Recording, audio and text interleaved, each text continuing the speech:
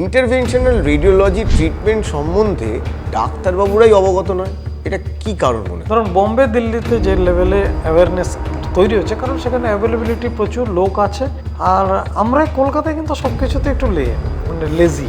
এই টিউমারের treatment interventional রেডিওলজিস্টরা কি করে করে? খুব সিম্পল কাজ। এখানে একটা লোকাল ইঞ্জেকশন দিয়ে আমরা ওই টিউবটা ঢুকিয়ে দিই আর ক্যাথ ল্যাবে নিয়ে দেখে পজিশনটা ডিটারমাইন করে হার্ট অব্দি পৌঁছে দেওয়া। ইন্টারভেনশনাল রেডিওলজি ডিপার্টমেন্ট তৈরি করতে গেলে আর কি কি জিনিস আপনাদের প্রয়োজন? একটা ফুললি ফাংশনাল ক্যাথ ল্যাব থাকতে হয়, সিটি, এমআরআই, আল্ট্রাসাউন্ড, এক্সরে এগুলোই দরকার, এক্সট্রা কিছু দরকার নেই। But what needs is the Outlook. একদম সাধারণ মানুষের জন্য বলুন যে কোন কোন সার্জারির অল্টারনেটিভ হিসেবে ইন্টারভেনশনাল রেডিওলজি কাজ করতে পারে। যেটা কেউ করে না, শুনলে মাথা খারাপ হয়ে যাবে, সেটা হচ্ছে প্রোস্টেটিক আর্টারি এম্বোলাইজেশন। হ্যাঁ, একদম সেম জিনিস প্রস্টেটের জন্য। ডিপ ভেন থ্রম্বোসিস আর ভেরিকোজ ভেনের চিকিৎসা আপনারা কিভাবে করেন? আজকে এই পডকাস্টে কেউ খালি যদি এইটুকু বোঝে। এই ইন্টারভেনশনাল রেডিওলজি দিয়ে আপনারা ক্যান্সারেরও চিকিৎসা করেন, সেটা কিভাবে করেন? প্রথম হচ্ছে ডায়াগনোসিস করা, বায়োপসি এগুলো করে, তারপরে হচ্ছে কিমোপোর্ট, পিকলাইন এগুলো দিয়ে ওষুধ ডেলিভারি ফ্যাসিলিটেট করা। তো ডাক্তারবাবু একটা জিনিস বলি, আপনারা খুব ছোট ফুটো করে ট্রিটমেন্ট করেন, তো পকেটে কত বড় ফুটো হয়? ইটস বিট এক্সপেন্সিভ, কিন্তু ডিপেন্ড করে কোথায় আমি কি করছি। ব্লিডিং ছাড়া আর কোন কোন বিষয় আপনি ট্রিটমেন্ট করেন? 30-40% কাজ of my work is actually related to dialysis. তো এই যে রেফারেল, এটা কি খুব কমনলি হয় নাকি এখনো ওই জানে না বলে খুব কম হয়? বিশ্বাস করবেন, আমাদের কাছে প্রচুর পেশেন্ট ইভেন এআইজি বা বেলোর ঘুরেও আসে, but somehow destination is there. যে যাকে চায় ভগবান তাকে ঠিক পৌঁছে দেয়। তো আর কিছু এরকম বলুন না যে এরকম অ্যাবনর্মাল ব্লিডিং হয়েছে যেগুলো আপনারা ট্রিট করেছেন? I got a call from emergency, sir একটা পেশেন্ট না প্রচণ্ড ব্লিড করছে মুখ থেকে, ওরাল ক্যান্সার ট্রিটেড, সিটিআরটি হয়ে গেছে। By the time patient shifted in the lab. বিশ্বাস করবেন না, পেশেন্ট ল্যাবে নিল, টেবিলে ওঠালো, ম্যাসিভ ব্লিড করলো, নিচেটা পুরো ভেসে গেল, ব্লাড প্রেশার 40/20 হয়ে গেল। 40/20? Injection. হাই, আমি সায়ন। হাই, আমি কুশল। ইনজেকশন পডকাস্টের আরও একটা নতুন পর্বে আপনাদের স্বাগত জানাই। এবং আজকে ইনজেকশন পডকাস্টের এটা আক্ষরিক অর্থে একটা নতুন বিষয় নিয়ে নতুন পর্ব। আজকে আমরা আলোচনা করবো একটু ইন্টারভেনশনাল রেডিওলজি নিয়ে। এইভাবে বললে হবে না। হ্যাঁ, আমার মাথার উপর দিয়ে গেল, আপনারা ভাবছেন যে এটা কি হাবি হাবি কথা বলছে। হ্যাঁ, আমারও বগলের তলা দিয়ে মাথার উপর দিয়ে যাওয়ার মতোই এরকমই জিনিসটা। তা যিনি এই ব্যাপারে মানে একদম বিশেষজ্ঞ, তো তাকে আমরা যখন নিয়ে এসেছি, আমরা ফালতু এই সব কথা বলে লাভ কি, সোজাসুজি তার কাছেই যাই। Doctor Manas Saha, interventional radiologist, আজকে আমাদের সাথে আছেন। নমস্কার ডাক্তারবাবু, welcome to our show. Thank you. প্রথমত আজকে ডাক্তারবাবুর সাথে যখন কথা হচ্ছিল, ডাক্তারবাবু বললো যে আমরা ডাক্তারবাবু এই ইন্টারভেনশনাল রেডিওলজি ব্যাপারটা না আমি জানি না। বলছি তুমি জানো না তো ঠিক আছে, এটা তো ডাক্তারবাবুরাই জানে না। তো এটা কি জিনিস ডাক্তারবাবু যে ডাক্তারবাবুরাও এটার ব্যাপারে জানে না? বেসিক্যালি কি, আমি একজন রেডিওলজিস্ট।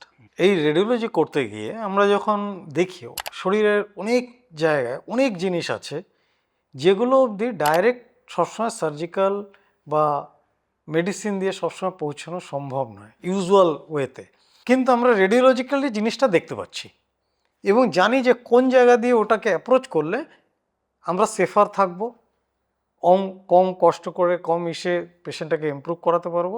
দিস আর স্পেশালি তো এই ট্রেনিংটা করতে হয়। আমরা করেছি অনেক আগে, অ্যান্ড পসিবলি আপনি বলতে পারেন আমরা সেই সব জেনারেশন যারা স্টার্ট করি। সো মানে আমি এই কাজটা শুরু করি কলকাতায় ধরুন 2001-এ। So I got trained in 97 to 2000। আমরা যখন করি তখন বলতে গেলে নাথিং এক্সিস্ট এক্সেপ্ট ফিউ। তাহলে কি করে এটা শুরু হলো? আপনাকে কিছু এক্সাম্পল দিই। আমাদের দেশে টিবির প্রকোপ ছিল অসম্ভব। সো যারা 20-30 বছর আগেও টিবি হয়েছে তাদের লাংটাও কিন্তু একটা পার্টে ড্যামেজ হয়ে থাকে। এও তাদেরকে বলে ব্রঙ্কিএক্টাইটিস, এইতে লাংটা ড্যামেজ আছে।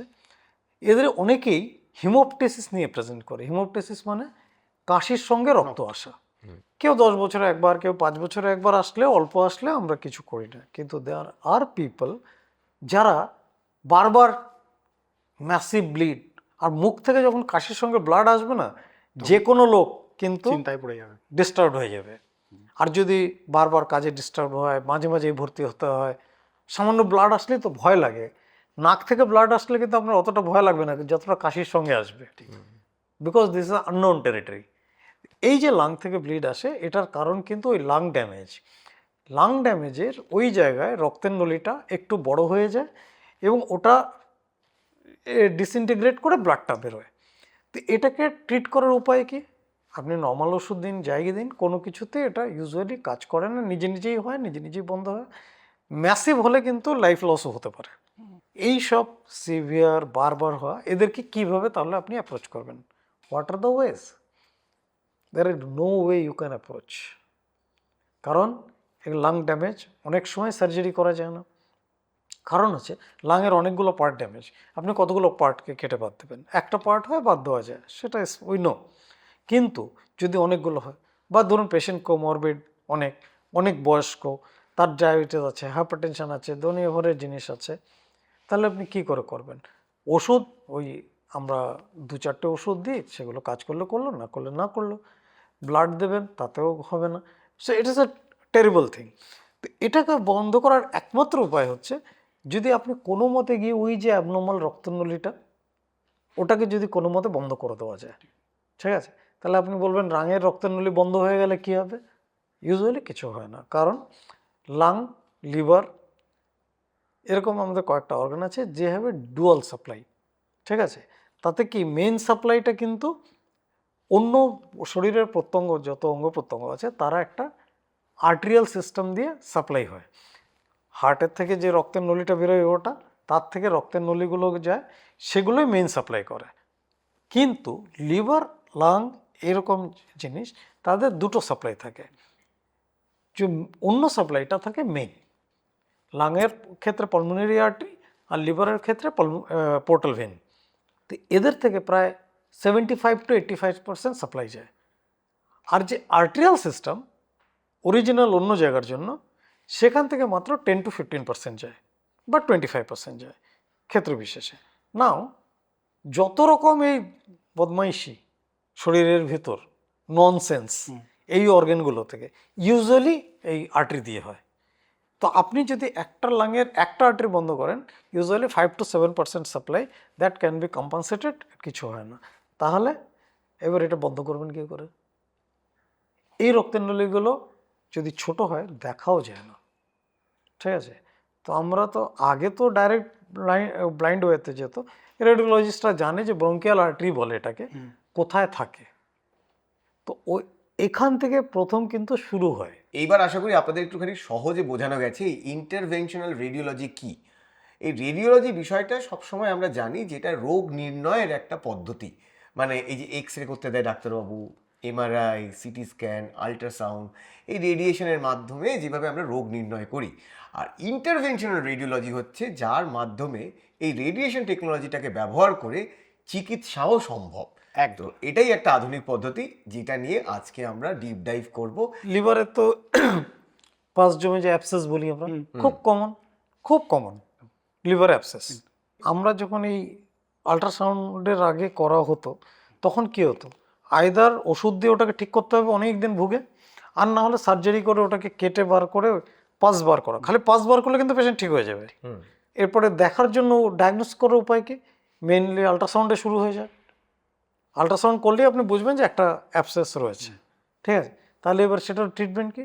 ওই আল্ট্রাসাউন্ডে দেখে একটা ছোট্ট টিউব ঢুকিয়ে দিন ওর মধ্যে, একটা সেফ জায়গা থেকে 5টা বার করে নিন, ওষুধ দিন, পেশেন্ট ঠিক হয়ে যাবে। This is how the things changed. Thank you for changing this. আর আমরাও তো আপনার রান্নাঘরের মাহলটা একটুখানি পাল্টে দিতে চাই। আমরা একটুখানি ওষুধ দিতে চাই ডাক্তারবাবুকে। ওষুধ মানে আমরা জানি যে ভালো মুডের সাথে ভালো খাবারের একদম ডিরেক্ট সম্পর্ক রয়েছে। তাই ডাক্তারবাবুর রান্নাঘরের জন্য রয়েছে শালিমারের তরফ থেকে গিফট হ্যাম্পার। এর মধ্যে ডাক্তারবাবুর রান্নাঘরের সমস্ত সামগ্রী রয়েছে, আর তার সাথে রয়েছে আইকনিক মেরা প্যার শালিমার নারকেল তেল। Thank you. ইন্টারভেনশনাল রেডিওলজি যেটা আপনি বললেন এক্ষুনি, এই যে ইউএসজি করছেন, ইউএসজি গাইডেড পাস বের করছেন, তো অনেক সময় আপনারা ইউএসজিটাকে অনেক ক্ষেত্রে ইউজ করে থাকেন, সেক্ষেত্রে আপনার এরকম হতে পারে যে বায়োপসি নিচ্ছেন, যে ইউএসজি গাইডেড এফএনএসি করছেন, তো সেটা কতটা হেল্পফুল? আপনি কোনো টিউমার বা কিছু হয় তো বা কোথাও কোনো সন্দেহ থাকে, তখন তো আপনাকে ইউএস গাইডেড বা সিটি গাইডেড বায়োপসিগুলো করতেই হয়। তো দেখ, কিন্তু এখন এগুলোকে বেসিক্যালি কি হয়, এখন সব রেডিওলজিস্টকেই করতে হয়, because it is so wide spread. Well trained radiologist দিয়ে করাতে পারলে আপনি হবে না। So everybody gets trained into this. কতগুলো জিনিস যেমন রেগুলার আর কি, যেমন ধরুন US guided FNAC, US guided biopsy, US guided catheter drainage, CT guided catheter drainage, এই জিনিসগুলো is very common. This is done by or should be done by all radiologists who are getting trained in radiology. তো this is not a specific. আমরা যেটা বলছি, আমি যেটাকে represent করি সেটা হচ্ছে স্পেসিফিক ধারা, যেখানে উই ট্রিট এভরিথিং। আপনারা অনেক ক্ষেত্রেই এই টিউমারের ট্রিটমেন্ট করেন, তো এই টিউমারের ট্রিটমেন্ট ইন্টারভেনশনাল রেডিওলজিস্টরা কী করে করে? আমরা তো শুনেছি যে সার্জেনের কাছে যায়, সার্জারি করে, তো আপনারা সার্জেনদের পেশেন্ট সব নিয়ে নিচ্ছেন? না, নট এট অল। যে কোনো ক্ষেত্রে you can only exist if you coexist, একদম তাই না? ঠিক। অ্যালোন ইউ ক্যানট, যেটা আমাদের প্রবলেম এখন পৃথিবীতে, তাই না? কিন্তু আমরা সবসময় কো এক্সিস্ট করি। কীভাবে? As a team. As a team we are good. তাহলে কি সবাই নিজের নিজের কাজ করবে। আমার নিজস্ব একটা পার্ট আছে। ইন্টারভেনশন রেডিওলজিস্টের সবথেকে বড় প্রবলেম যেটা, আগে বলি, যে কোনো একটা অর্গানের সব কিছু রোগ কিন্তু ট্রিটমেন্ট করতে পারবে না। আপনারা যেমন একটা ইএনটির কাছে যাবেন বা পালমোনোলজিস্টের কাছে যাবেন, গ্যাস্ট্রোন্টোলজিস্টের কাছে যাবেন, গ্যাস্ট্রো সম্বন্ধে সব কাজটা সে করবে, পালমো সম্বন্ধে সব। কিন্তু ইন্টারভেনশন রেডিওলজিস্টটা কী করে, এন্টায়ার বডিটা তার ওয়ার্ক, কিন্তু তাকে ডিসাইড করা হয় যে এই এই পার্টগুলো আমরা করতে পারি। We work in a huge range, মানে আনথিঙ্কেবল রেঞ্জ। ইনুমারেট করতে গেলেও পারবো না, ভুলে যাব। আমি যদি লিখেও আনি ভুলে যাব, ঠিক আছে?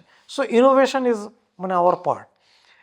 বাট টিউমারের ট্রিটমেন্টে হিউজ রেঞ্জ। কীরকমভাবে আপনাকে বলি, কয়েকটা উদাহরণ। টিউমার থেকে ব্লিডিং হতে পারে, বন্ধ করার কারণ একমাত্রভাবে উপায় এটাই।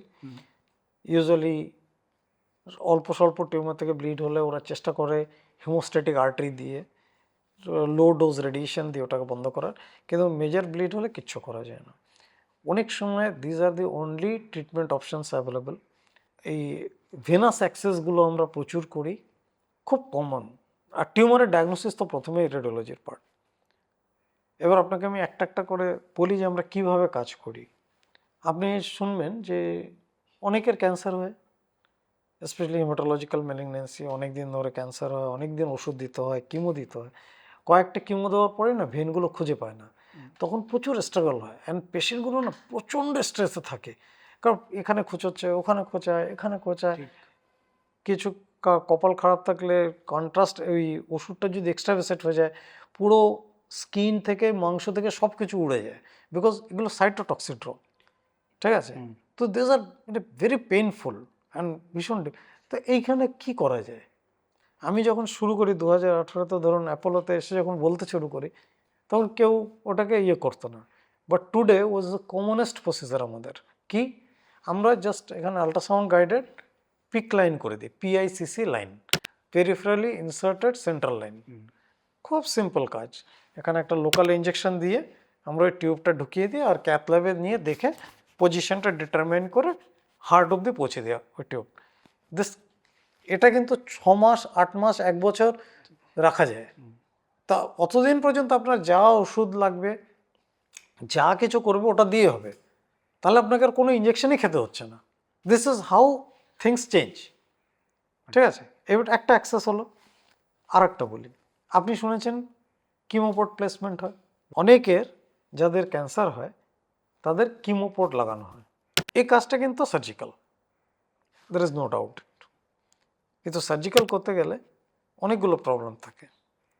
কি কি থাকে না, পেশেন্টকে আগের দিন ভর্তি হতে হবে, একটা ব্যাটারি অফ টেস্ট হবে অ্যানাস্থেশিয়া ক্লিয়ারেন্সের জন্য, তারপরে তাকে অ্যানাস্থেশিয়ার জন্য টাইম দিয়ে 6 ঘন্টা খালি পেট রেখে অ্যানাস্থেশিয়া করলো, তারপরে কাজটা হলো, তারপরে সে রিকভার করলো, ওটার কস্ট অনেকটাই হয়ে যেত যখন ওটি ফোটি হয়। হোয়াট উই স্টার্টেড ডুইং, আমরা কি করি লোকাল অ্যানাস্থেসিয়া ইঞ্জেকশন দিয়ে এখানে এটা ছোট্ট একটু কাট করে ঢুকিয়ে দিই। আমাদের অ্যাডভান্টেজ কি, আমরা ডাইরেক্টলি ভেনটাকে দেখতে পাচ্ছি কোন ভেনটায় ঢুকছি, তো আমরা করতে হয়, ট্রাই করতে হয় না, জাস্ট ডাইরেক্টলি ঢুকে যায় আর এখানে ছোট্ট। তো আমরা লোকাল অ্যানাস্থেসিয়াতে করি, 2 থেকে 3টে ইঞ্জেকশন দিই, 4 ঘন্টা মাত্র খালি পেট রাখি। আমাদের এখানে বেডের সমস্যা যদি না হয়, আমরা বাইরে থেকে ব্লাড টেস্ট বা পেশেন্টকে ভর্তি করে ব্লাড টেস্ট করে নিই 2 বা 3টে। We don't need much of clearance, কারণ এটা লোকাল অ্যানাস্থেসিয়াতে হচ্ছে। 4 ঘন্টা খালি পেট রেখে প্রসিজারটা করে আমরা এর মধ্যে নিডল লাগিয়ে দিই, করে ড্রেসিংটা করে পেশেন্ট ওয়ার্ডে চলে যায়, তখনই খেতে পারছে এবং তারপরে ওই নিডলটা দিয়ে ওষুধ দেওয়া হয়ে যাচ্ছে, পেশেন্ট পরের দিন ডিসচার্জ। সো হোয়াট হ্যাপেন, যেটা আগে 3 দিন লাগতো আমরা সেটা 1 দিনে করে দিচ্ছি বা 1.5 দিনে করে দিচ্ছি। তো এর হিউজ কস্ট ডিফারেন্স হয়ে যাচ্ছে। প্রথম 2 বছরে আমি বাইরের 2টো পেশেন্ট করেছিলাম, ঠিক আছে, কিন্তু এখন আমাদের কাছে কিন্তু মেনলি পাঠানো হয়, বিকজ এই কনভিনিয়েন্সটা অনেক বেশি। আমাকে কিন্তু সার্জেন দরকার হলে আমি হেল্প নেব, কিন্তু কনভিনিয়েন্স, এই যে তাড়াতাড়ি ফাস্ট টার্নওভার, মিনিমাম ইনকনভিনিয়েন্স, খালি একটা লোকাল অ্যানাস্থেসিয়া দিয়ে ওটা করে দিচ্ছে, there is no major anaesthesia, তার কোনো সাইড এফেক্ট নেই, আর ইমিডিয়েটলি আফটার প্রসিজার পেশেন্টকে আপনি 4 ঘন্টা কেন খালি পেট রাখছি, just to be on the safer side. ঠিক। কেন আমি একটা প্রসিজার করছি, একটা যদি পেশেন্টের ধরুন ভ্যাসোভেগাল অ্যাটাক হলো, আমাকে কিছুটা করতে হলো, তখন আমি তো জবাব দেবে কি যে তোমার পেশেন্ট কেন খেয়ে এসছে। So this is the reason. অন্যান্য ডোমেনের যারা ডাক্তার, তাদেরও তো আপনার এই ইন্টারভেনশনাল রেডিওলজি সম্বন্ধে মারাত্মকভাবে জানা উচিত, কেননা তারাও তো অনেক সময় তারা যে ট্রিটমেন্ট মডেলিটি যেটা ঠিক করেছে তার সাথে আপনাদেরকে নিতে পারে বা আপনাদের কাছে পাঠাতে পারে। তো এই যে রেফারেল, এটা কি খুব কমনলি হয় নাকি এখনো ওই জানে না বলে খুব কম হয়? Because we are working for long একটা বিশাল টিমের সঙ্গে, they all know there is a option, there is a person available, সেইটুক আছে। কিন্তু it's very difficult for every one to know that which way we can help in every. ডাক্তারবাবু, আপনি তো যেটা বলছেন সেটা হচ্ছে আপনি যে হাসপাতালে কাজ করছেন সেই ডাক্তাররা জানে। হ্যাঁ, বাইরে ইজ ভেরি ডিফিকাল্ট। আমি সেটার কথা বলছি। আমাদের কাছে প্রচুর পেশেন্ট আসে যারা বাইরে এদিকে গেছে ওদিকে গেছে, এইটা করেছে সেটা করেছে, অ্যান্ড ফাইনালি তার প্রপার কাজটা হয়নি। বিশ্বাস করবেন, আমাদের কাছে প্রচুর পেশেন্ট ইভেন এআইজি বা ভেলোর ঘুরেও আসে কিন্তু, হ্যাঁ, এবং এর অনেক পেশেন্ট আপনাকে আমরা মানে এক্সাম্পল দিয়ে শেষ করতে পারবো না যে আমরা কি কাজ করতে পারি, করি। মানে ইট ইজ ফরচুনেট, মানে সবার পক্ষে সম্ভব না, but somehow destination is there. যে যাকে চায় ভগবান তাকে ঠিক পৌঁছে দেয়, আর যাকে চায় না তাকে পৌঁছয় না। এই গ্যাপটা কেন তৈরি হয়েছে? ইন্টারভেনশনাল রেডিওলজি ট্রিটমেন্ট সম্বন্ধে ডাক্তারবাবুরাই অবগত নয়, এটা কি কারণ মনে হয়? কারণটা হচ্ছে আনঅ্যাভেলেবিলিটি। কিন্তু সব জায়গায় তো ধরে নিন রেডিওলজি ডিপার্টমেন্ট, রেডিওলজি আছে, ইন্টারভেনশন রেডিওলজিটা কতজন আছে? ধরুন বোম্বে দিল্লিতে যে লেভেলে অ্যাওয়ারনেস তৈরি হচ্ছে, কারণ সেখানে অ্যাভেলেবিলিটি প্রচুর লোক আছে, সবাই জানে। আর আমরা কলকাতায় কিন্তু সব কিছুতে একটু মানে লেজি, একটু নো অ্যান্ড অ্যাডাপ্ট। কিন্তু আমরা যখন অ্যাডাপ্ট করি তখন কিন্তু কন্টিনিউয়াস সেটা চলতে থাকে। একটা হসপিটালে রেডিওলজি ডিপার্টমেন্ট থাকে, ইন্টারভেনশনাল রেডিওলজি ডিপার্টমেন্ট তৈরি করতে গেলে আর কি কি জিনিস আপনাদের প্রয়োজন? খুব বেশি কিছু দরকার হয় না, কিন্তু একটা ফুললি ফাংশনাল ক্যাথ ল্যাব থাকতে হয়, সিটি, এমআরআই, আল্ট্রাসাউন্ড, এক্সরে এগুলোই দরকার, এক্সট্রা কিছু দরকার নেই। But what needs is the Outlook. যে আমি আমার হসপিটালে এরকম একটা ডিপার্টমেন্ট থাকতে হবে যে পেশেন্টকে সার্ভিস করবে। That's why it stands out. আপনি ক্যান্সারের কথা বলছিলেন তো, সো ইন মাই 8 বছরে আমি 2টো এরকম পেশেন্ট করেছি, ঠিক আছে। But listen to the story. হঠাৎ ভোর 6টার সময় আমি ঘুমিয়ে আছি, আমি একটু দেরি করে উঠি, ধরুন 7টা 7:30টায় উঠি। তো এই সব লোকের সকালের ঘুমটা কিন্তু খুব ইম্পর্টেন্ট, হ্যাঁ, মানে ওই সময় খুব ডিপ ঘুম।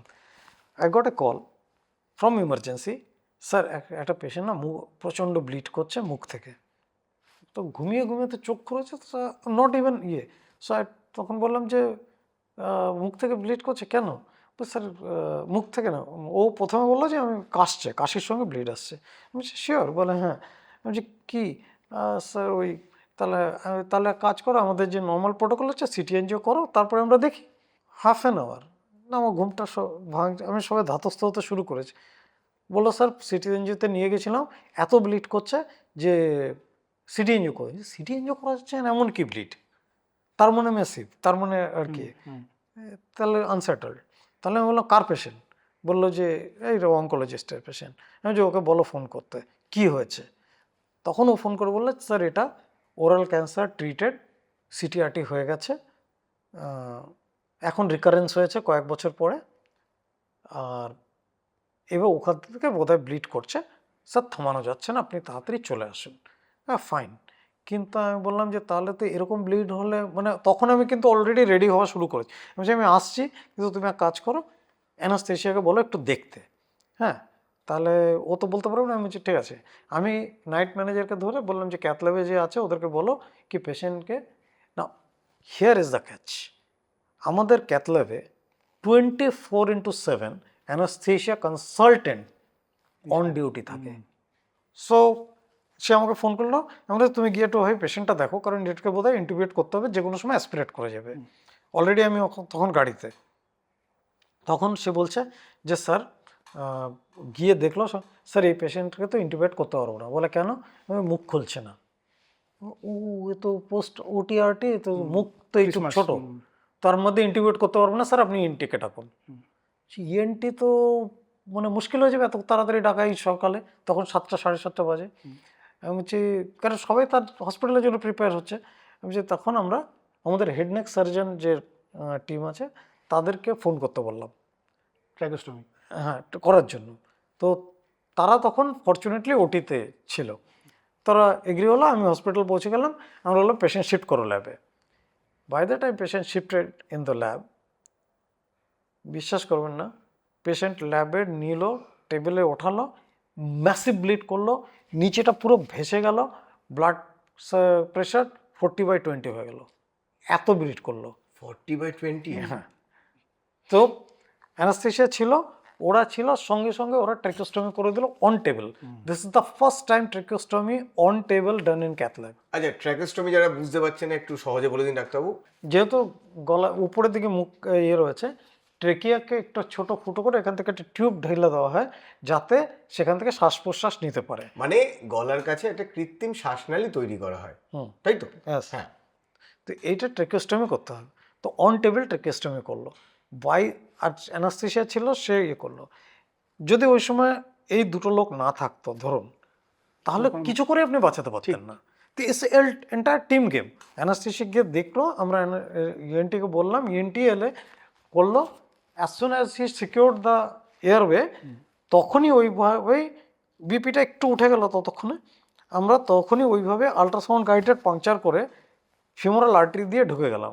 ঢুকে গিয়ে আমরা রক্তের নলিতে পৌঁছে গেলাম। আমরা জানি এখানের এই রক্তের নলিটা ব্লিড করতে পারে, কিন্তু post operative things not same.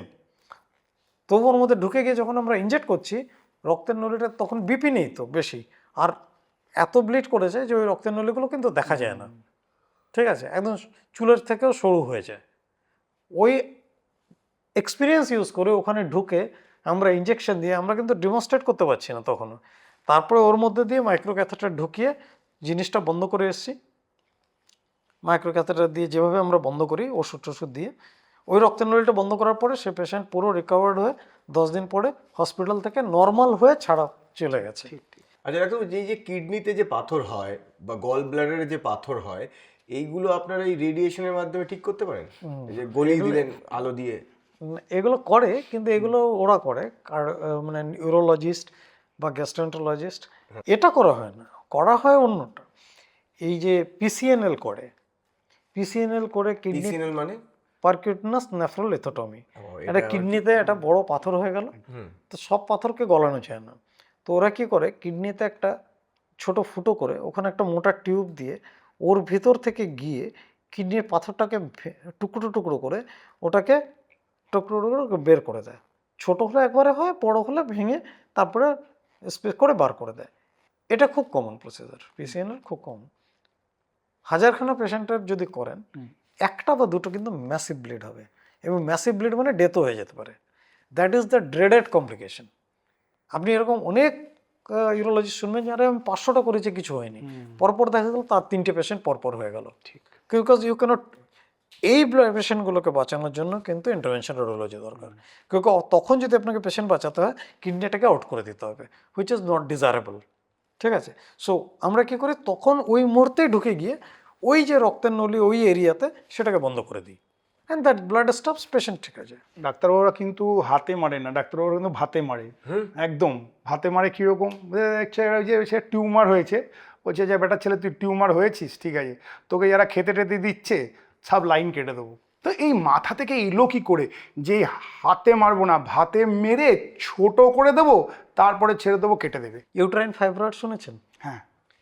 The commonest cause of uterine fibroid hysterectomy is uterine fibroid of a young female যারা চাইল্ড বিয়ারিং এজে। Commonest cause of hysterectomy even today. ঠিক আছে, তার কারণ কি? ফাইব্রয়েড। ফাইব্রয়েড কি? ফাইব্রয়েড তো কোনো ক্যান্সার নয়, ফাইব্রয়েড কিন্তু একটা বিনাইন টিউমার, কিন্তু এগুলো বড় হয়ে যায়। এটার জন্য অনেক রকম সিমটম হয়। সবথেকে কমন সিমটম হচ্ছে পেইন মেনস্ট্রুয়েশনের সময় আর ম্যাসিভ ব্লিডিং। এই ব্লিডিং হয়ে হিমোগ্লোবিন কমে যায়, ব্লাড দিতে হয়, অনেক কিছু। সেকেন্ড হচ্ছে বড় ফাইব্রয়েড হলে প্রেগনেন্সি হতে চায় না, বারবার অ্যাবর্শন হয়ে যায়। তো তখন কি হয়, ওইটাকে ট্রিট করতে হয়। তো ফাইব্রয়েড ট্রিটমেন্ট যখন কিছুই না পারে তখন হিস্টেরেক্টমি কমনেস্ট কজ। আর তাহলে কি করে? মায়োমেক্টমি। মায়োমেক্টমি করে বার করে, কিন্তু মায়োমেক্টমি তো 4% কেসে হিস্টেরেক্টমি করতে হয়। তো ইউট্রাইন ফাইব্রয়েডে যে মায়োমেক্টমি, তার সময় প্রচুর ব্লিড হয়। তো ফার্স্ট কেম ইন আমেরিকাতে, ওরা কি করলো যে আচ্ছা এই রক্তের নলিগুলো তার খুব বড় বড় হয়ে যায় যারা সাপ্লাই করে ইউট্রাইন আর্টারিটা, দুদিকের ইউট্রাইন আর্টারি দিয়ে সাপ্লাই হয়। তো ওরা কি করলো, প্রথম শুরু করলো যে এই যে এত ব্লিড হয় এটাকে থামানোর জন্য যদি আমরা এটাকে রাস্তাটা বন্ধ করে দিই তাহলে ব্লিডটা হবে না, তাহলে অপারেশনটা ইজি। তো অ্যাজ এ প্রি অপারেটিভ এটা শুরু হলো। তো ওরা কী করলো, বেশ কিছু পেশেন্টকে প্রি অপারেটিভ ওই ইউট্রাইন আর্টারিতে গিয়ে রক্তের ওই ওষুধ দিয়ে বন্ধ করে দিল প্রি অপারেটিভলি, আর তারপরে ওরা অপারেট করতে লাগলো। তো এটাতে দেখা গেল যে ব্লাড লসটা অনেক কমে গেছে। ঠিক। এইবার কিছু পেশেন্ট এমন হয়ে গেল যে ওরা খালি ওই এম্বোলাইজ করে ছেড়ে দিল, যে 2-3 সপ্তাহ পরে কি অবস্থা হয় দেখি, বা কয়েক সপ্তাহ পরে দেখি। ফলোআপে করতে গিয়ে দেখা গেল যে পেশেন্ট সিমটোমেটিক রিলিফ হয়ে গেছে, সাইজ ছোট হয়ে গেছে, তার অপারেশনের দরকার পড়েনি। এইবার এটা নিয়ে সে কাজ করতে শুরু করলো। That's how it come as a uterine artery embolization for fibroid. Now it is one of the mainstay. Unfortunately আমাদের কলকাতায় কিন্তু এখনো হয় না। করি আমরা 2-4টা যারা খুঁজে খুঁজে আসে, কেউ ইন্টারনেটে পড়ে আসলো, কেউ জিজ্ঞেস করতে আসলো, তাদের করি হয়তো, কিন্তু এখনও কিন্তু তাদের হয় না। তাদেরকে মায়োমেক্টমি করা হয়, করা হয়। Is alternative to hysterectomy. Your uterus in situ আপনি লোকালে করছেন, 2-1 দিনের প্রবলেম, তাড়াতাড়ি আপনি হসপিটাল কাজে জয়েন করতে পারছেন, বাড়ির কাজ করতে পারছেন, আপনাকে বেশি ছুটি নিতে হচ্ছে না, ইস মেবি 1 উইক অলসো। ঠিক আছে, it's a easier way to treat. কিন্তু আমাদের এখনো হয় না অ্যাওয়ারনেস কম। মানে দর্শকদের একটু সোজাভাবে বলি, মানে ধরুন একটা বাড়িতে না অনেক কটা টেরোরিস্ট আছে, হ্যাঁ, সব বন্দুক ফন্দুক সব বোম ফোম নিয়ে আছে। তা ধরুন চারিদিকটা ঘিরে না তাদের শুধু জল আর খাওয়া দাওয়াটা বন্ধ করে দিল, মানে তারা জল আর খাওয়াটা পাবে না, থাক তোরা ওখানে। এবার 3 দিন 4 দিন সার্ভাইভ করতে পারবে, তারপরে তো পারবে না। তারপরে তো নয় তাদেরকে বেরিয়ে আসতে হবে, নয় তারা ওখানে বসে বসেই মরে যাবে। ঠিক সেম ফান্ডা, মানে আমি তোমার রাস্তা আটকে দেব যে তোমাকে খাবার দিচ্ছে, ব্যাস। তো অসাধারণ, এটা মানে ভাবাই যায় না। তো এইরকম তো হওয়া উচিত যে যারা গাইনোকোলজিস্ট, যারা এরকম ধরনের পেশেন্ট হওয়ার হামেশা পায়, তারা তো আপনাদের সাহায্য নিতেই পারে। অ্যাওয়ারনেসের একটা ব্যাপার আছে, সবারই নিজস্ব একটা অ্যাডভান্টেজ ডিসঅ্যাডভান্টেজ আছে। It's not entirely rosy, but it's here there. ধরুন আপনি ইউরোপে যদি যান, তো ইউরোপে কিন্তু ইউট্রাইন আর্টারি এম্বোলাইজেশন বেশি হবে। আমেরিকায় কিন্তু দুটোই 50-50, যার কাছে যেটা আছে সে সেটা করছে। আমাদের এখানে প্রচণ্ড কম অ্যাওয়ারনেস। আর তারপরে কোথায় হবে, কি হবে, কোনজন করতে পারবে, রেসপন্সিবিলিটি কে নেবে, দ্যাট ইজ ইম্পর্টেন্ট। বাইরে থেকে একজন পাঠালে তার তো রেসপন্সিবিলিটি বেড়ে যায়। So there are lot of issues. তারপরে অল্টারনেটিভস আছে, সেগুলো সাজেস্ট করা হয়। All depend. একদম সাধারণ মানুষের জন্য বলুন যে কোন কোন সার্জারির অল্টারনেটিভ হিসেবে ইন্টারভেনশনাল রেডিওলজি কাজ করতে পারে। সব থেকে বেশি হচ্ছে ইউটেরাইন আর্টারি এম্বোলাইজেশন, ফাইব্রয়েডের জন্য স্পেসিফিক। ওকে। ঠিক আছে, you can avoid hysterectomy altogether, এটা ফার্স্ট। সেকেন্ড হচ্ছে যেটা কেউ করে না, শুনলে মাথা খারাপ হয়ে যাবে, সেটা হচ্ছে প্রোস্টেটিক আর্টারি এম্বোলাইজেশন। হ্যাঁ, একদম সেম জিনিস প্রোস্টেটের জন্য। এল্ডারলি ম্যান 60-র উপরে যারা আছে, যাদের প্রোস্টেট বড় হয়ে গেছে, প্রচণ্ড সিমটোমেটিক, এখন কিন্তু মেইন স্টেপ ট্রিটমেন্টের মধ্যে কিন্তু চলে এসছে। প্রোস্টেটিক আর্টারি এম্বোলাইজেশন ফেল করলে তুমি অপারেশন করো, কিন্তু বড় প্রোস্টেট অপারেশন করলে প্রচুর ঝামেলা পেশেন্টকে যেতে হয়। এই ক্যাথেটারের উপর থাকতে হবে, ইনকন্টিনেন্স হতে পারে, ইনফেকশন হয়। দেখা গেছে যে যদি প্রপারলি প্রোস্টেটিক আর্টারি এম্বোলাইজেশন করা যায়, 3-4 দিনের মধ্যে ক্যাথেটার আউট হয়ে যায়, পেশেন্ট সিমটোমেটিক্যালি ইমপ্রুভ করে যায়। তা আমি কাকে করেছি, একজন সিকিমের ডাক্তার, তার শ্বশুর মশাই, তার এই প্রচণ্ড সিমটম প্রোস্টেটের, কিন্তু হঠাৎ করে তার হার্ট অ্যাটাক হয়। হার্ট অ্যাটাক হওয়াতে তাকে এনজিও করে স্টেন্টিং করা হয়। স্টেন্টিং করার পরে তাকে দিতে হয়, স্টেন্ট করার পরে আপনাকে ওষুধ দিতে হচ্ছে, ক্লোপিডোগ্রাল আর ব্লাড থিনার। ব্লাড থিনার যখন দিচ্ছে তখন আপনি এবার অপারেট করবেন কি করে? আগামী কয়েক মাসের মধ্যে তো অপারেশনের কোনো সিন নেই, আর এই লোকটা ঘুমোতে পারছে না রাত্রে।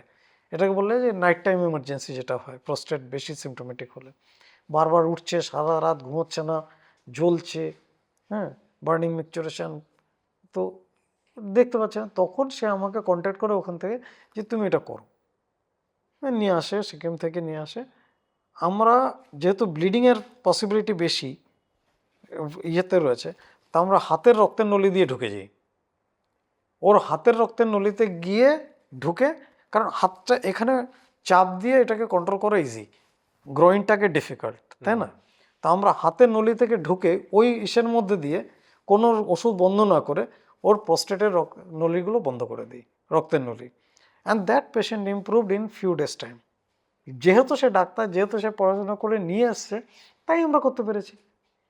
সবার জন্য সম্ভব হয় না, because this is the bread and butter for urologist. Deep vein thrombosis আর ভেরিকোজ ভেনের চিকিৎসা আপনারা কিভাবে করেন? দুটো আলাদা আলাদা ডিজিজ, তো একটা একটা করে বলি। ওকে। সো ডিভিটি হচ্ছে পায়ের ভেতর, পায়ের বা হাতে আমাদের দুটো ড্রেনেজ সিস্টেম থাকে। একটা ভেতর থেকে যায় যাকে ডিপ ভেন বলা হয়, একটা উপর থেকে যায় যেটাকে সুপারফিশিয়াল ভেন বলা হয়। Very very important. এটা যদি আজকে এই পডকাস্টে কেউ খালি যদি এইটুকু বোঝে, তাহলে তার কিন্তু অনেক লাভ। খালি এইটুকু বোঝা যে দুটো ড্রেনেজ সিস্টেম, এবার দুটো ড্রেনেজ সিস্টেম কিন্তু আলাদা আলাদাভাবে কাজ করে, অ্যান্ড উই ইউজ বোথ। ঠিক আছে, তো ডিপ ভেনগুলো যেগুলো আছে যদি ক্লটেড হয়ে যায় নিজের থেকে, তাহলে কাকে বলে ডিপ ভেন থ্রম্বোসিস। এগুলো আপনার কি করে প্রেজেন্ট করে? ইউজুয়ালি পায়েই হয়। কেন পায়ে হয়? পায়ে ভেরিকোজ ভেন বা ডিভিটি দেখবেন পায়ে সব থেকে বেশি হয়, হাতে যে হয় না তা নয়, হয় কিন্তু কম। কারণ হচ্ছে পাটা সবসময় আপনার গ্র্যাভিটির এগেনস্টে রয়েছে, যেখান থেকে ব্লাডটা উপরে যাবে। So always there is A pressure system. সেই জন্য এটাতে যদি কোনো রকম একটু প্রবলেম হয়, ক্লট হওয়া বা অন্য কিছু ডেভেলপ করা ইজ ভেরি ইজি। তাহলে ডিভিটি মানে হচ্ছে ক্লট হয়ে গেল। প্রেজেন্ট কি করে করবে? ইউজুয়ালি পা ফুলে যাবে, প্রচণ্ড ব্যথা হবে, রেডনেস হবে, পা ওঠাতে পারবে না। পা সবার যে একরকম হবে তা নয়, তবে যদি এক্সট্রিম কেস বলেন তাহলে কিন্তু পেশেন্ট সিমটম নিয়ে প্রেজেন্ট করে। পাটা ফুলে যাচ্ছে, 10 দিন 5 দিন হয়ে গেছে, 4 দিন হয়ে গেছে, ধীরে ধীরে রেড হয়ে গেছে, প্রচণ্ড পেন। এক্সট্রিম কেসেসে ব্লিস্টার ফর্ম হয়ে যাবে এক্সট্রিম কেসেসে। তখন কি হয়, ও দেখলে বুঝতে পারে, তখন একটা ভেনাস সিস্টেমের ডপলার করে, তখনই বোঝা যায় যে ভেনগুলো থ্রম্বাস হয়ে গেছে। এবার ট্রিটমেন্ট, ডিভিটির আজ অব্দি গত 5 বছর 6 বছর আগেও যদি বলতেন, কিছু ট্রিটমেন্ট ছিল না এক্সেপ্ট ওষুধ দেওয়া। আগে ডিপ ভেন থ্রম্বোসিসের চিকিৎসা একমাত্র ওষুধ দিয়ে হতো, আর আপনারা কিভাবে করেন? এবার ভেনের একটা প্রবলেম আছে, সার্জারি ইজ নট ইজি। ভেনার ওয়ালগুলো থিন থাকে, তো কোনো আর্টেরিয়াল সিস্টেমের মতো রিকনস্ট্রাকশন ইজি নয়, ঠিক আছে? সো এরকমভাবে কাজ হয় না অন্য জায়গার মতো। তো আমাদের স্পেশালিটিটা হচ্ছে ভেনাস সিস্টেম।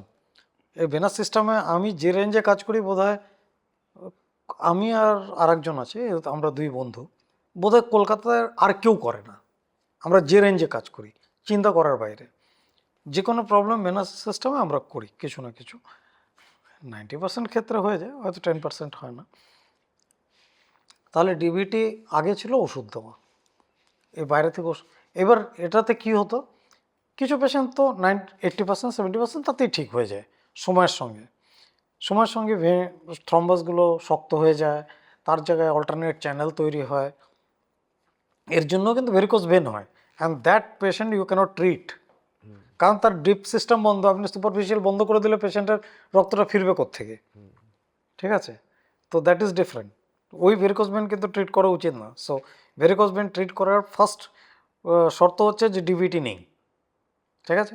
এবার ডিবিটিটাকে তাহলে কি করা হয়, কিন্তু যারা আনফর্চুনেট হয় এই ডিবিটির জন্য তাদের পা কন্টিনিউয়াস ফুলে থাকে, অ্যাবনর্মাল ভেনাস ড্রেনেজ থাকে, পা কালার চেঞ্জ হয়ে যেতে পারে, ব্যথা থাকতে পারে, এই পায়ের মধ্যে অনেক ডিফারেন্স থাকতে পারে, ঠিক আছে? যেই পায়ে ক্লট হয়েছে, একে বলে পোস্ট থ্রম্বোটিক সিনড্রোম, পিটিএস, ঠিক আছে? পোস্ট থ্রম্বোটিক সিনড্রোম বা সিকুয়েলি। এগুলো যাদের হয় তাদের লাইফটা কিন্তু হেল হয়ে যায়, কিন্তু কার হবে আমরা জানি না। তো সেখানে কি করা যেতে পারে, আমরা ট্রিট কী করি? যদি থ্রম্বাস লোড ম্যাসিভ হয়, কারো ব্লিস্টারের মতো হয়ে যায়, লাল হয়ে ফুলে থাকে, কিছুতেই ইমপ্রুভ হচ্ছে না, ওই পেশেন্টগুলোকে আমরা বলি মেকানিক্যাল থ্রম্বেক্টমি বা ভেনাস থ্রম্বেক্টমি। ভেতরে গিয়ে ভেনের ক্লটটাকে সাক আউট করে বার করে দেওয়া। না, আরেকটা জিনিস আছে, যদি পেশেন্টের কোনো রকম অসুবিধা না থাকে, মানে কারো প্লেটলেট কম আছে, অন্যান্য অসুবিধা আছে, যে তাকে ব্লাড থিনার দেওয়া যাবে না, সেই পেশেন্টগুলো ইজ ডিফারেন্ট ক্যাটাগরি। যাদের ব্লাড থিনার দেওয়া যাবে সেটা একটা ডিফারেন্ট ক্যাটাগরি। যদি ব্লাড থিনার দেওয়া যায় তাহলে কিন্তু এই 5 থেকে 7 দিনের মধ্যে টাইম পেলে, ডায়াগনোসিস থেকে 4-5 দিনের মধ্যে, সিমটম অনসেট থেকে 4-5 দিনের মধ্যে যদি আসে, একটা টিউব দিয়ে ওর মধ্যে দিয়ে একটা ক্লট লাইসিস করার যে ওষুধ থাকে, যেটা ব্রেনেও ইউজ হয়, ঠিক আছে? সেরকম যদি দিয়ে 4-5 দিনের মধ্যে ওটা করা যায়, দেখা যায় যে 90% ক্ষেত্রে এটা ঠিক হয়ে গেছে। তাকে বলে ক্যাথেটার ডাইরেক্টেড থ্রম্বোলাইসিস।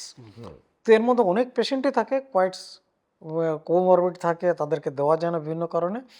তাদের ক্ষেত্রে একমাত্র উপায় হচ্ছে ভেনাস থ্রম্বেক্টমি। আমরা গিয়ে সাক আউট করে থ্রম্বাসটা বার করে, কিন্তু ভেনের থ্রম্বাস লোড অত্যধিক বেশি হওয়াতে সাধারণ থ্রম্বেক্টমি কাজ করে না। So we have to do a large bore thrombectomy, যেগুলো ভেরি স্পেসিফিক, মাত্র 2-4 জন ছাড়া কেউ করতে পারে না, মানে আমাদের ইস্টার্ন ইন্ডিয়াতে।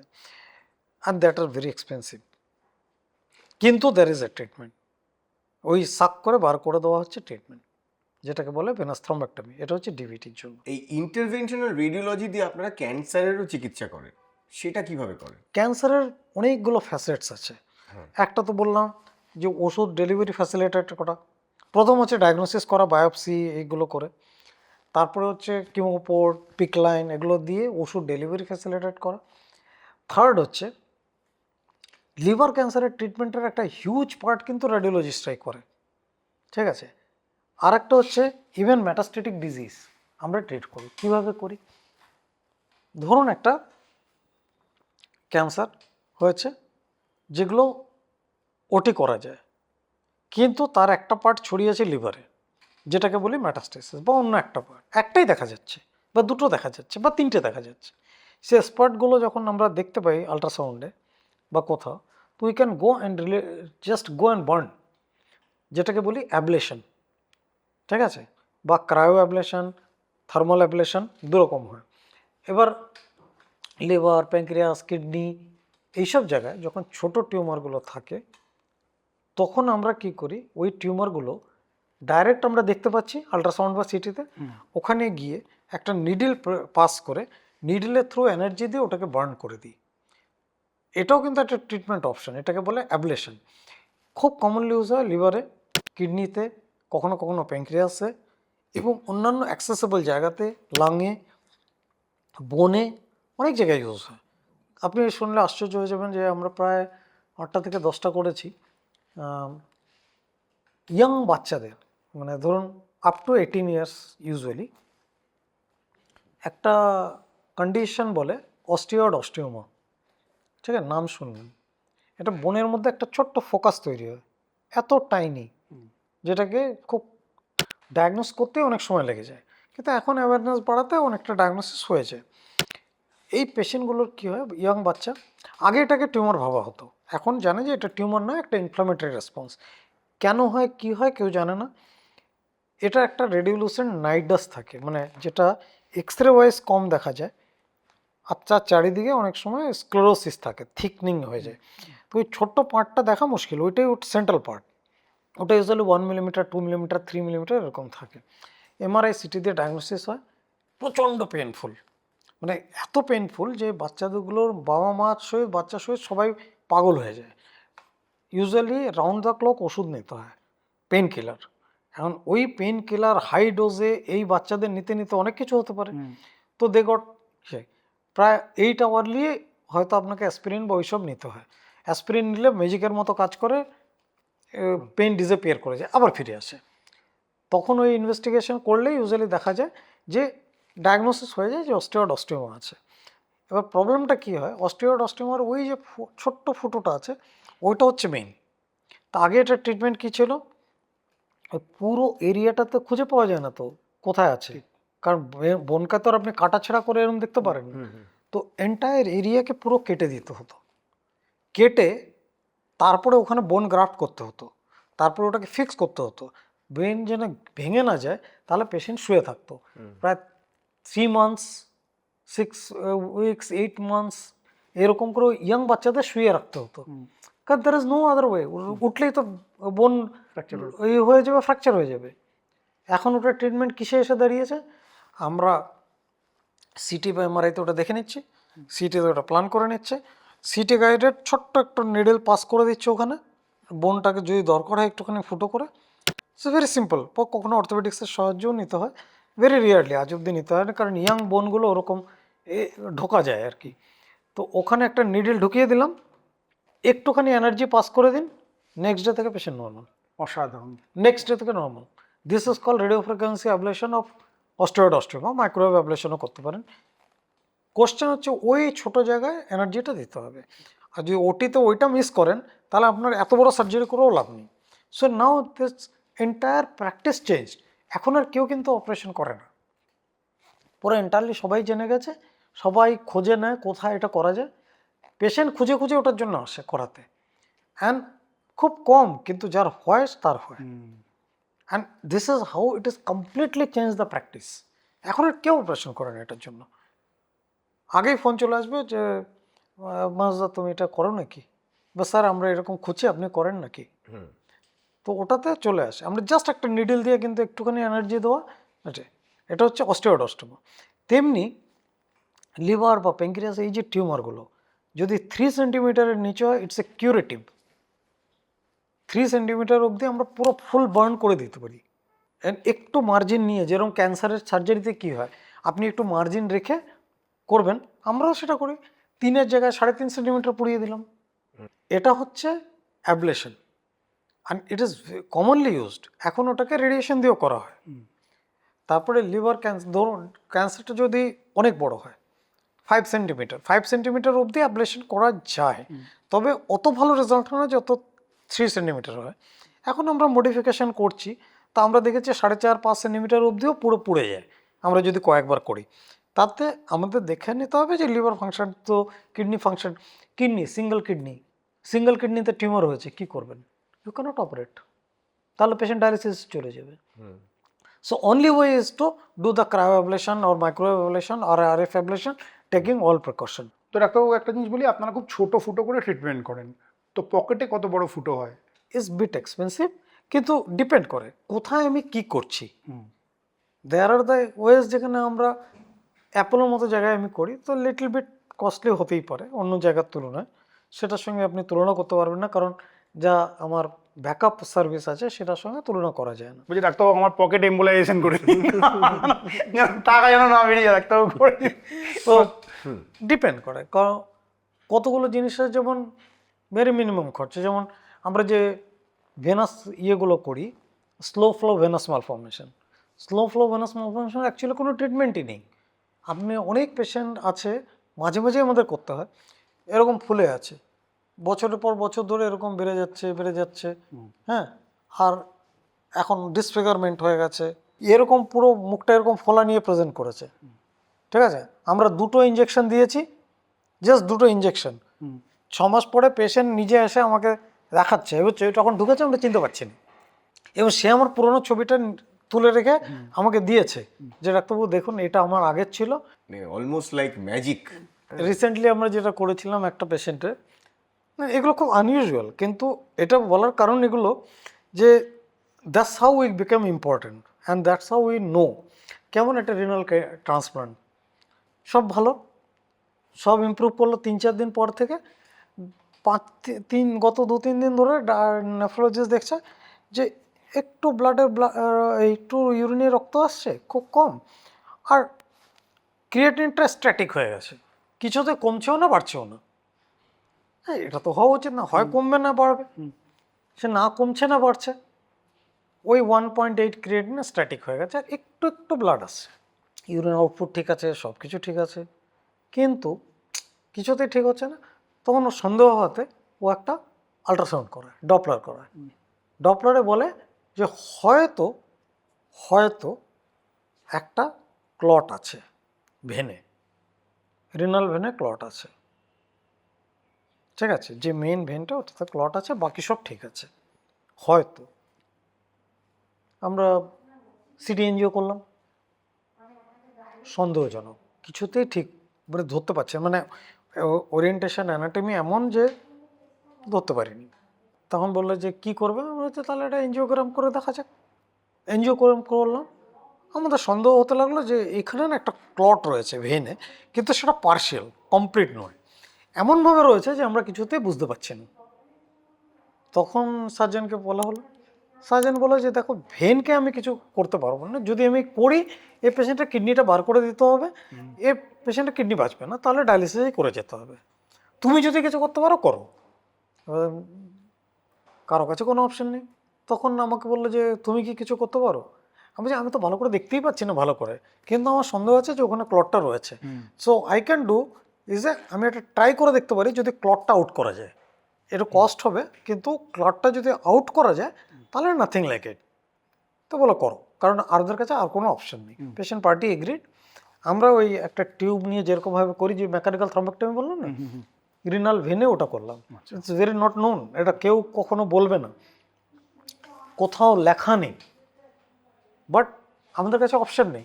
সো আমরা ট্রাই করলাম, একটা ছোট্ট এরকম ক্লট বেরিয়ে এলো, ওই ডকুমেন্টেড, তারপরে পেশেন্ট নর্মাল হয়ে 7 দিন পরে ডিসচার্জ। অসাধারণ সত্যি। This is possibly never known যে এরকম করা যায়, but this are the ways we do, কারণ ওরা জানে যে এটা না করলে আর কিছু নেই।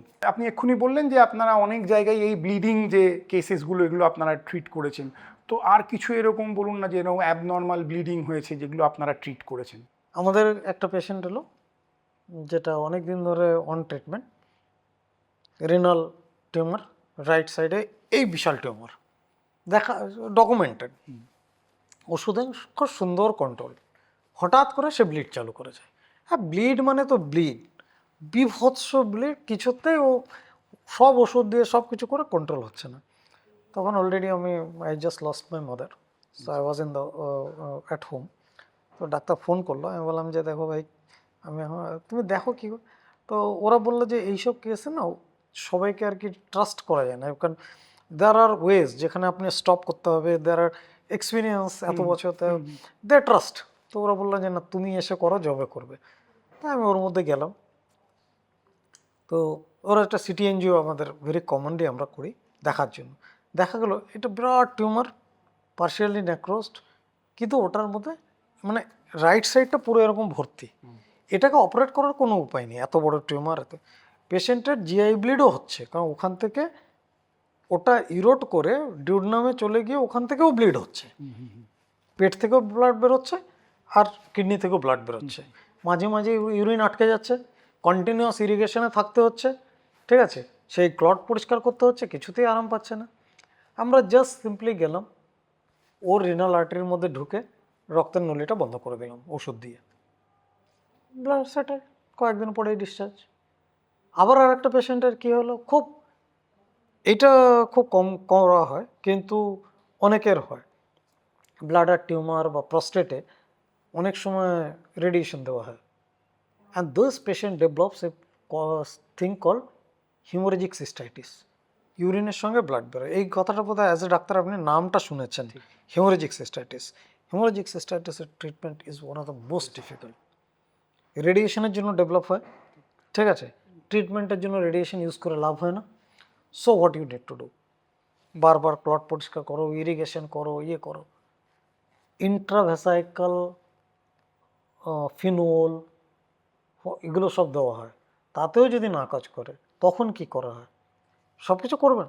আমরা কি করি, এই রক্তে ওর যে ভেসাইকাল আর্টারির সাপ্লাই আছে ছোট্ট ছোট্ট, ও দেখাও যায় না, আর এই আর্টারিগুলো ইনভেরিয়েবলি রপচার করে যায় আমরা যখন করতে যাই, কারণ রেডিয়েশনের জন্য আমরা থিন হয়ে গেছে, ইরেগুলার হয়ে গেছে, বোঝা যায় না, যেই ঢুকে ইনজেক্ট করে ফেটে যায়, ঠিক আছে। স্টিল আমরা ওটার মধ্যে গিয়ে ওই রক্তের নলিটাকে ওষুধ দিয়ে বন্ধ করি, and that is the treatment. তো এরকম দুটো করলাম। এই পেশেন্টগুলো এইভাবে এই যে হেমোরেজিক সিস্টাইটিস, এই ট্রিটমেন্টটা খুব মানে ভেরি রিয়ারলি কেউ করে। প্রচুর আপনার ব্লিডিং এর কেস শুনলাম। ব্লিডিং ছাড়া আর কোন কোন বিষয় আপনি ট্রিটমেন্ট করেন? ব্লিডিংটা অ্যাকচুয়ালি আমাদের কথাটা আজকে এর দিকে ঘুরে গেল, হ্যাঁ, কারণ ব্লিডিংটা হচ্ছে মোস্ট ডিস্ট্রেসিং। কিন্তু আপনি জানেন আমার মেজর কাজ কি? আমার 90% কাজ, 30-40% কাজ of my work is actually related to dialysis. আচ্ছা। অ্যান্ড ডায়ালিসিস পেশেন্টরা মোটামুটি আমাদের সাহায্যে অনেক দিন লাভ থাকে। ইন্টারভেনশনাল রেডিওলজির মাধ্যমে ডায়ালিসিস পেশেন্টদের আপনারা কিভাবে ট্রিট করেন? ডায়ালিসিস করার জন্য একটা বড় অ্যাক্সেস চাই, যেখান থেকে ব্লাড ফ্লোটা আসবে, যেটাকে আপনি টেনে নিয়ে আবার ক্লিন করে ফেরত পাঠাবেন, তাই যেটা হাতে করে ফিস্চুলা করে, ফিস্টুলা। এবার ফিস্চুলাটা বিভিন্ন জায়গায় হয়, ফিস্চুলা এখানে হয়, এখানে হয়, কিন্তু যাদের ফিস্চুলা হয় না তাদের কি হবে?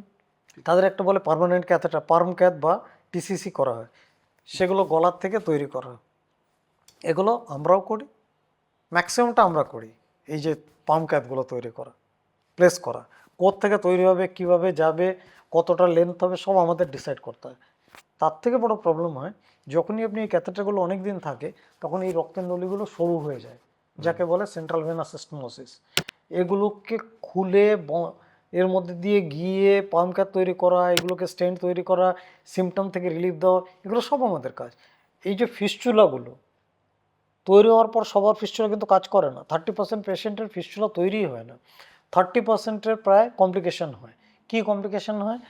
It is not normal. Artery থেকে ভেনের মধ্যে আপনি ফ্লোটা ডাইভার্ট করে দিয়েছেন, ভেন এটার জন্য তৈরি নয়, so they will react in a different way. এখানে যেহেতু ফ্লোটা কম, তাই ভেনটা এখানে সরু হয়ে যায়, রিয়াক্ট করে, যেটাকে বলে স্টেনোসিস। আমরা কি করি, এই ফিস্চুলাগুলো যদি আপনি বেশি কিছুদিন চলে, তারপর ফ্লো কমে যায়, তারপর ক্লট হয়ে যায়, ঠিক আছে, তাহলে ফিস্চুলা চলে গেল। বেস্ট অ্যাক্সেস কিন্তু এটাই। তো এখন রুল হচ্ছে, আগে এটা ছিল যে একটা চলে গেছে দ্বিতীয়টা করে দাও, কারণ পেশেন্ট বাঁচতো না তো বেশি দিন। এখন তো পেশেন্ট ডায়ালিসিসের উপর 30 বছর বাঁচে, আপনি কি করবেন? তাহলে আপনাকে 30 বছরের প্ল্যান তো করে রাখতে হবে। সো প্ল্যান হচ্ছে যে you have to save the fistula as long as possible, as long as feasible. এক তো টেকনিক্যালি, দ্বিতীয় হচ্ছে financially, it is very costly. আপনি ধরুন একটা আইডিয়া, আপনার যদি একটা ফিস্চুলা তৈরি করতে হয় আমাদের হসপিটালে 40,000-50,000 টাকা লাগে, এটাকে সেভ করতে মিনিমাম 1.5 লাখ টাকা লাগবে। ইউএসজি গাইডেড করছে, দেখছো আর এইখানে এই ঢুকিয়ে দিলাম, সার্জন বলছে আরে আমাকে তো কেটে এরকম করে ফুটো করে বার করতে, আমি তো চোখে দেখতেই পাচ্ছি না, এরা এরকম দেখে করে দিল। তো এই যে এখানে গিয়ে জাস্ট একটা বেলুন ফুলিয়ে দিলেই ভেনটা কিন্তু ফুলে যাচ্ছে। এরা এখন এমনও দেখা যাচ্ছে যে একবার ওটা করার পরে 5 বছর 3 বছর চলে যাচ্ছে, ঠিক আছে। আর এখানে যখন তৈরি করে ফিস্চুলা, এখানে ফ্লোটা অনেক বেশি হয়, তো দে ডেভেলপ সেন্ট্রাল স্টেনোসিস। সেই সেন্ট্রাল স্টেনোসিসকে ডায়াগনোস করে ওটাকে ট্রিট করা, আইদার কভার্ড স্ট্যান্ড বা বেলুন দিয়ে, ইজ আনাদার পার্ট। তো এগুলো আমাদের একটা মেজর কাজ। জন্ডিস, অবস্ট্রাকটিভ জন্ডিস, ওটা আমাদের পার্ট। অবস্ট্রাকটিভ ইউরোপ্যাথি, যখন ইউরোলজিস্ট ফেল হয়ে যায়, সেটা আমরা ট্রিট করি। জন্ডিস, আপনারা জানি না নাম শুনেছেন কিনা, পারকিউডিনাস ট্রান্সহেপাটিক বিলিয়ারি ড্রেনেজ, যেটাকে বলে পিটিবিডি, লিভারের মধ্যে টিউব ঢুকিয়ে দিয়ে পিত্তটা বের করে দেওয়া যখন অবস্ট্রাকশন হয়, আচ্ছা। ঠিক আছে। ইনফেকশন হলে এটা একমাত্র উপায় ওটাকে করার, ওটার মধ্যে দিয়ে আমরা স্টেন্ট করে দিই, ঠিক আছে। তারপরে ধরুন এই যে trans arterial radio embolization, trans arterial chemo embolization liver টিউমারে, এইচসিসি যাকে বলে, যখন একটা সাইজের বেশি বড় হয়ে যায় তখন আমরা ট্রান্স আর্টেরিয়াল কিমো এম্বোলাইজেশন করি, যদি পোর্টাল ভেন ঠিক থাকে, ঠিক আছে। তাহলে সেটাকে কি করা, ভেতরে গিয়ে কিমোটা দেওয়া, কেন আর্টেরিয়াল ভেনাস কিমোতে কাজ করে না, আর্টেরিয়াল কিমো দিলে সেটা কাজ করে। এবার তার বদলে আরও উন্নত পার্ট হচ্ছে রেডিও এম্বোলাইজেশন, যাতে গামা রে পার্টিকেলস তৈরি করে, স্পেসিফিক্যালি তৈরি করে এনে ওটাকে ওখানে কিমোর বদলে ওই রেডিয়েশনটাকে দেওয়া হয়, গামা রে ইনজেক্ট করে ওই এরিয়াতে। ভেরি এক্সপেন্সিভ, তাই আমরা খুব কম করতে পারি, কারণ পেশেন্ট অনেক সময় অ্যাফোর্ড করে না। It's more than 10 lakhs 15 lakhs এরকম। মানে খুব স্পেসিফিক জায়গায় রেডিয়েশনটা কাজ করে যাতে শরীরের অন্যান্য জায়গাও কোনো বেশি জায়গায় যাবে। অসুবিধা না হয়, এরা লিমিটেড টাইমের জন্য এই রেডিয়েশনটা হয়। পোস্ট ট্রান্সপ্লান্টের জন্য ধরুন লিভার ট্রান্সপ্লান্টের আগে টিপস করা, যাদের পেট ফুলে যাচ্ছে, অ্যাসাইটিস বা ম্যাসিভ ব্লিড করছে, ভেরিসিয়াল ব্লিড, তাদের জন্য টিপস তৈরি করা। বা আমাদের একটা বড় পার্ট হচ্ছে বিভিন্ন রকম স্টেন্টিং করা, বিভিন্ন জায়গায় যদি ক্লট তৈরি হয় সে ক্লটটাকে অ্যাসপিরেট করা। খালি ডিবিটি নয়, অন্যান্য শরীরে যদি আর্টেরিয়াল সিস্টেমে তৈরি হয়, তবু পালমোনারি লাংয়ের আর্টারিতে যদি ক্লট তৈরি হয়, patient can die within minutes, ঠিক আছে। মানে থ্রম্বেক্টমি আপনারা যে কোনো জায়গায় করতে পারেন। হ্যাঁ, তো pulmonary thrombectomy is the treatment. এবং সেরেনা উইলিয়ামসেরও হয়েছে, আপনি যদি জেনে থাকেন, যে সেরেনার জন্য মরে যাচ্ছিল, ওর কিন্তু ক্লট হয়েছিল, ঠিক আছে, তার কিন্তু ওইভাবেই বার করা হয়েছিল, ওকে বোধহয় সার্জারি করে বার করা হয়েছে। বাট সেই সার্জারি ইজ ভেরি ডিফিকাল্ট, সবাই করতে পারে না, কলকাতা শহরে বোধহয় কেউ করে না পালমোনারি থ্রম্বেক্টমি, মানে পালমোনারি আর্টারি ক্লটের জন্য পালমোনারি আর্টারি ওপেন করা। কিন্তু এখন আমরা লার্জ বোর থ্রম্বেক্টমি করি, এইরকম মোটা মোটা টিউব তৈরি হয় স্পেসিফিক্যালি, সেগুলো দিয়ে পুরো সাক করে বার করে দেওয়া হয়, অ্যান্ড পেশেন্ট ইমপ্রুভস। একটা স্পেসিফিক হচ্ছে আমাদের ওই যে ডাক্তার বললাম না, যে ট্রকেস্টমি, তার মায়ের এই ফিমোরাল আর্টারিতে ক্লট ডেভেলপ করেছিল, ঠিক আছে। 15,000 প্লেটলেট কাউন্ট ছিল, এদিকে পা তো পুরো ঠান্ডা হয়ে গেছে, গ্যাংগ্রিন হয়ে যাবে। 15,000 প্লেটলেট কাউন্ট, তার অন্যান্য কারণে, তো তাকে তো অপারেট করা যাবে না, কী করবে কী করে? ওই অবস্থাতে আমরা কিন্তু অন্যদিকের আর্টারিতে ঢুকে ওই আর্টারিটাকে পুরো সাক করে ওই 15,000 প্লেটলেট কাউন্টে ক্লটটা বার করে দিয়ে, আর এই যেখান থেকে আমরা ঢুকেছিলাম ওই জায়গাটাকে স্পেসিফিক্যালি নট দিয়ে বন্ধ করে, যেগুলোকে আমরা বলি ক্লোজার ডিভাইস দিয়ে তৈরি করে আমরা বেরিয়ে এসেছি, পেশেন্টের পা সেভ হয়ে গেছে, পেশেন্টও সেভড। আচ্ছা ডাক্তারবাবু, পরবর্তী প্রজন্ম যারা এখন ডাক্তারি পড়ছে বা ডাক্তার হওয়ার কথা ভাবছে, তাদের মধ্যে কেমন উৎসাহ দেখছেন বা কেমন অ্যাওয়ারনেস দেখছেন এই ইন্টারভেনশনাল রেডিওলজি নিয়ে? যখন আমি 2017-তে এখানে আমরা একটা ন্যাশনাল কনফারেন্স করি, আমাদের ইন্টারভেনশনাল সোসাইটির ন্যাশনাল কনফারেন্স, তাতে আমাদের লোক ছিল কত, 400 ডেলিগেট ছিল, that is highest that time. 400 registration হয়েছিল, কুড়িয়ে বাড়িয়ে আমরা সবাইকে বলে বলে রিকোয়েস্ট করে, তার মধ্যে কত রেডিওলজিস্টকে এনে 400-র মতো ছিল। 2017, আজ কত, 2026, 9 বছর হয়ে গেছে। 9 বছর। Now our registration cross 2000, and সেটা কিন্তু কাউকে বলতে হয় না, those who don't register they don't get their seat. এই যে এখন এআই এর অগ্রগতি ধীরে ধীরে সব ফিল্ডেই ঢুকছে, মেডিকেল সায়েন্সেও ভীষণভাবে এআই ইউজ হচ্ছে, কিন্তু এই এআই আসার ফলে মেডিকেল ফিল্ডের বা এই হেলথ কেয়ার প্রফেশনালসদের কোন কোন ডিপার্টমেন্টের মানে কাজ একটু কমে আসবে? হ্যাঁ, আমি অ্যাকচুয়ালি এখন ধরতে গেলে একটু ওল্ডেই পড়ে যাই নাকি, 55-এর উপর হয়ে গেছে। সো কিন্তু যেটা প্রেডিক্টেড, যে সব থেকে বেশি যদি কোনো জিনিস ইম্প্যাক্টেড হয়, যেটা হবে রেডিওলজি অ্যান্ড প্যাথোলজি। বিকজ আপনি যখন শহরে আছেন হয়তো বুঝতে পারবেন না, কিন্তু শহরের থেকে যেই বাইরে যেতে থাকবেন, রেডিওলজি আর প্যাথোলজির কভারেজ ধীরে ধীরে কমে থাকতে পারে। This is practical. যত আপনি একটু টায়ার 2 সিটিতে যাবেন, আপনার সেই প্যাথোলজিক্যাল ব্যাকআপটা পাবেনই না। So there is a huge gap exist, এবং ওটা হয়তো ফাইন্যান্সিয়ালি ফিজিবলও না, তাদের পক্ষেও হয়তো সম্ভব না, যারা ট্রেন্ড পারসন ওখানে গিয়ে হয়তো সেই ইনকামটা করতে পারবে না, কিন্তু তাদের নিড তো আছে। সো একটা স্ট্যান্ডার্ডাইজ ট্রিটমেন্ট যদি অ্যাভেলেবল থাকে, সেটা নিড তো হবেই। So AI will come in, ঠিক আছে। এবার সব থেকে প্রথমে যার জবটা ইম্প্যাক্ট করবে সেটা হবে রেডিওলজি অ্যান্ড প্যাথোলজি, ঠিক আছে। কারণ রেডিওলজি পুরোটাই ইমেজ গাইডেড, আপনি ইমেজ অ্যালগোরিদম ফেলে দিলে 90% হয়ে যাবে। সিম্পলি আমি যে ইন্টারভেনশনটা করি, ধরুন আজকে অ্যাপোলোতে আছি, অন্য হসপিটালে তো নেই, তাহলে তারা চালাচ্ছে না, চলছে, ঠিক কেন? ঠিক। হয়তো একটা দুটো কেসের জন্য বাইরে থেকে ডাকছে, বাকি তো চলে যাচ্ছে। তো দ্যার ইজ এ অ্যালগোরিদম, তাই না? এই পুরো জিনিসটাকে আপনি অ্যালগোরিদমে ফেলে দিন, তাহলে দেখবেন ব্যাপারটা কিন্তু একই। আপনি রেডিওলজি যখন হায়ার আছে, আপনি ফিট করে দিলেন, একটা অ্যালগোরিদম তৈরি করে ও কিন্তু 90% জব কিন্তু পারফেক্টলি বার করবে, which is more than a trend, earlier trend, less trend রেডিওলজিস্টের থেকে কিন্তু বেটার কাজ করবে। তো এই জন্যই বলছে যে সব থেকে আগে এই জবটাই যাবে। কিন্তু যে জবটা যাবে না সে হচ্ছে ইন্টারভেনশনাল রেডিওলজি। দ্যাটস ওয়াই যত নতুন রেডিওলজি ট্রেন্ড হয় তাদের মধ্যে একটা হিউজ ক্রেজ, কারণ জানে যে ইন্টারভেনশনাল রেডিওলজিটা হচ্ছে ডাইরেক্ট পেশেন্ট ট্রিটমেন্ট, সেটাকে সহজে নেওয়া যাবে না। যারা এই আসছে ইন্টারভেনশনাল রেডিওলজিতে, তারা তিনটে জিনিস কি মনে রাখবে, যে এই রেডিয়েশন, এই যে লং কেসেস, আর একটা হচ্ছিল এই যে হঠাৎ করে মাঝরাতে এই ব্লিডিং পেশেন্ট, এটাও তো তাদের মনে রাখতে হবে যে এইগুলোর সাথেও তো আমাদের লড়তে হবে। আমি যখন কার্ডিওলজিদের কলিগদের দেখি না, তখন মনে হয় তাদের থেকে আমরা অনেক better, because they have a fixed time. রাত্রে কল এলো, ইমিডিয়েটলি তাদেরকে যেতে হবে। যারা স্ট্রোক ট্রিটমেন্ট করে তাদেরকেও টাইম ডিউরেশন, যত তাড়াতাড়ি আপনি ইন্টারভেনশন করবেন তত বেশি রিকভারি, ঠিক আছে। তারা যদি করতে পারে আমরা কেন পারবো না? আর আমাদের তো মাসে একবার দুবার করতে হয়, তাদের তো পার ডে হিসেবে, সে তো রাত্রে ঘুমোতেই পারে না কত রাতে। না না, সব ডাক্তাররা যদি পেশেন্ট রেফার করতে শুরু করে, তাহলে ডাক্তাররা ঘুমাতে পারবে না।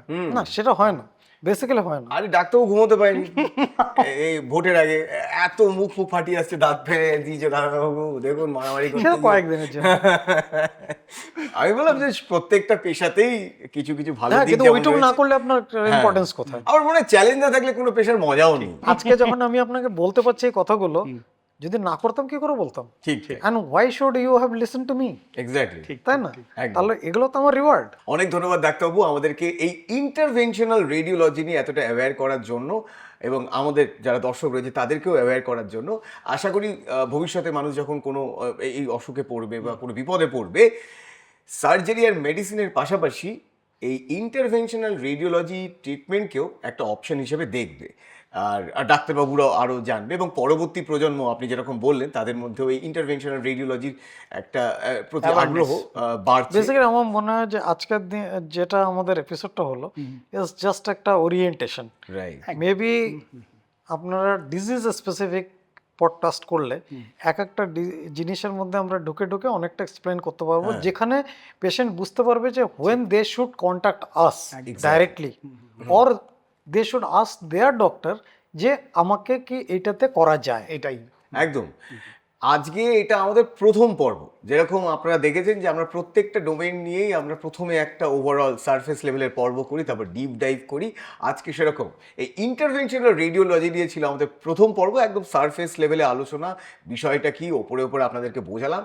আমরা এর গভীরে যাব, আলোচনা করব, এবং ডাক্তারবাবু যেটা বললেন প্রত্যেকটি রোগ ধরে ধরে আমরা এটাকে ব্যাখ্যা করবো। কি ডাক্তারবাবু?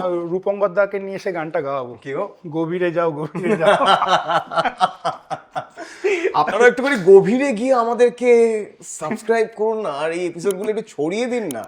এত খারাপ খারাপ জিনিস আপনারা ছড়াচ্ছেন চারিদিকে, একটু ভালো ভালো অ্যাওয়ারনেস একটু ছড়াতে পারছেন না? এগুলো ভালো লাগছে না?